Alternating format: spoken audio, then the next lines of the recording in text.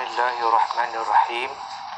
Assalamualaikum warahmatullahi wabarakatuh. Wabihi nasta'in wal aqibatu lil muttaqin. Wassalatu wassalamu ala asyrafil anbiya'i wal mursalin wa ala alihi wa sahbihi ajma'in. Subhanaka la ilma lana illa ma 'allamtana innaka antal alimul hakim. Wala haula wala quwwata illa billahil aliyyil azim.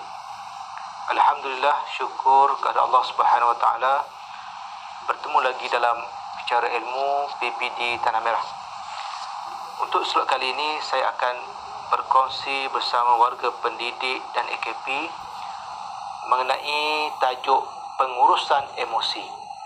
Dalam slot sebelum ini, rakan saya ada menguraikan tentang tajuk emosi. Kali ini saya akan mengupas tentang pengurusan emosi. Sidang pendengar yang dihormati, pengurusan emosi ini adalah tentang mengurus satu ciri jiwa manusia yang mempamerkan perasaan kuat yang berpunca daripada psikologi dan emosi yang berlaku bergantung kepada situasi. Contohnya kita lihat emosi gembira. Apabila menerima berita yang baik, jiwa kita akan mempamerkan perasaan gembira. Yang kedua, emosi marah. Katakanlah, apa yang kita mahukan tidak seperti apa yang kita jangkakan. Contohnya, kita membeli sebuah basikal yang mahal, beribu-ribu ringgit, tiba-tiba rosak dan tak boleh digunakan. Maka kita akan marah dengan apa yang berlaku. Yang ketiganya, emosi sedih.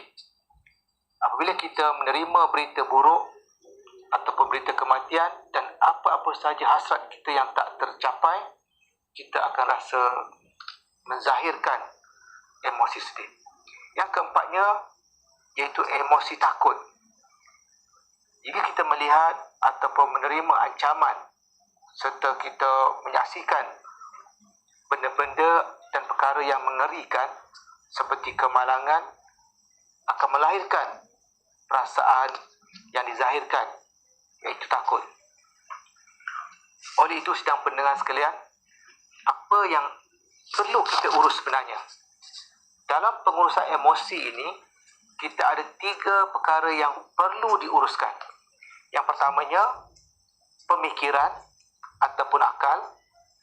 Yang kedua, emosi ataupun jiwa. Dan yang ketiganya, tingkah laku ataupun perbuatan fizikal. Yang pertama, menjaga pemikiran. Biasanya apabila kita berfikiran yang lebih positif, kita bangun dan kita bangkit pada awal pagi dan tidur setiap hari, apa yang selalu diamalkan, mulakanlah dengan doa dan syukuran. Bila bermulanya dengan perkara yang positif, kita akan mengakhiri aktiviti-aktiviti kita sepanjang masa ataupun sepanjang hari dengan aktiviti yang baik dan ceria. Yang kedua tadi, iaitu emosi ataupun jiwa. Kita perlu menguruskan, wujudkan perkara yang positif. Apabila pemikiran kita telah disetting dengan yang positif, emosi kita juga akan menjadi lebih positif. Cuba nilai emosi kita hari ini. Kalau bermula dari bangun pagi penuh ceria, insya-Allah akan cerialah sepanjang hari. Kalau bermula dengan emosi yang muram, yang negatif, kemungkinan perasaan itu akan berlarutan sehingga ke malam. Yang ketiganya, iaitu tingkah laku ataupun perbuatan fizikal. Tingkah laku akan dikawal oleh perasaan sebenarnya, dan perasaan itu dikawal oleh pemikiran. Apa yang dilakukan ataupun perbuatan yang berpunca dari pemikiran, contohnya emosi yang tidak stabil ataupun bercelaru, ini menyebabkan seseorang akan marah. Contoh lagi, akan berlakunya pergaduhan dan juga ancaman fizikal. Baik, cuba kita lihat apakah punca-punca berlakunya konflik. Yang pertamanya, husband ataupun wife. Kalau kita dalam bahasa Melayu, suami atau isteri, suami dan isteri. Kadang-kadang dalam berpasangan, kita sendiri yang mencipta konflik dalam keluarga. Kita lihat suami dan isteri selera yang berbeza, selera makan yang berbeza, cara pakai yang tak sama, cara bekerja pun berbeza. Ini sebabkan oleh suami ada personality yang berbeza dan si isteri juga mempunyai personality yang berbeza. Perbezaan personality inilah sebenarnya melengkapi antara satu sama lain. Tetapi kita yang tak dapat menilai perbezaan itu. Dan perbezaan itulah merupakan pelengkap dalam kehidupan berumah tangga. Yang keduanya, parent atau child, ibu bapa dan anak-anak. Antara ibu bapa lagi banyak konflik yang timbul.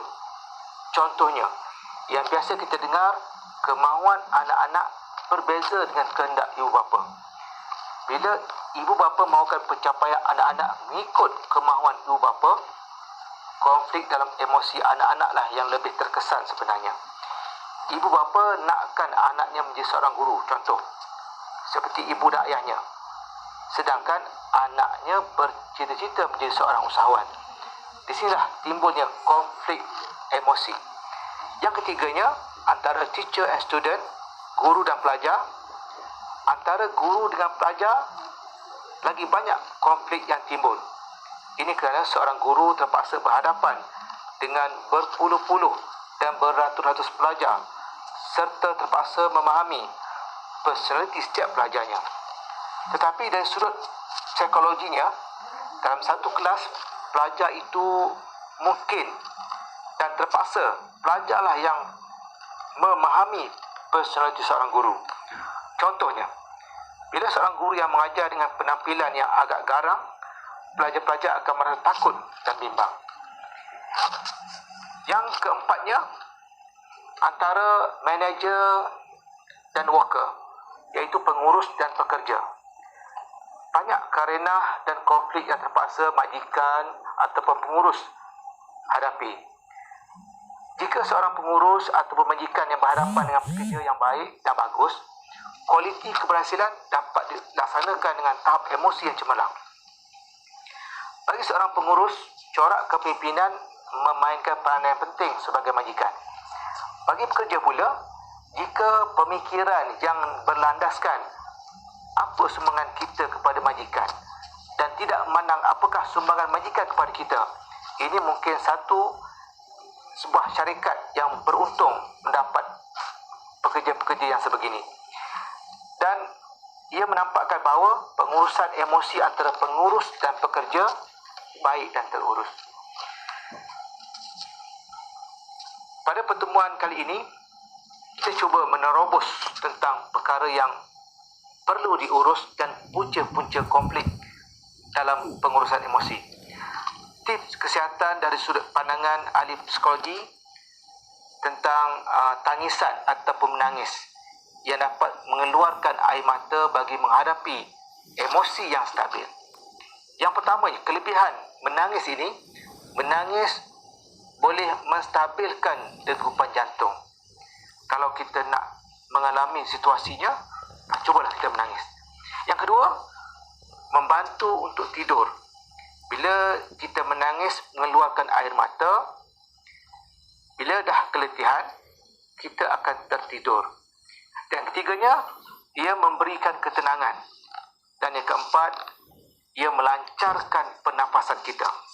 Dan yang kelima, ia juga melancarkan berbola mata ataupun retina kita, melatih pergerakan retina.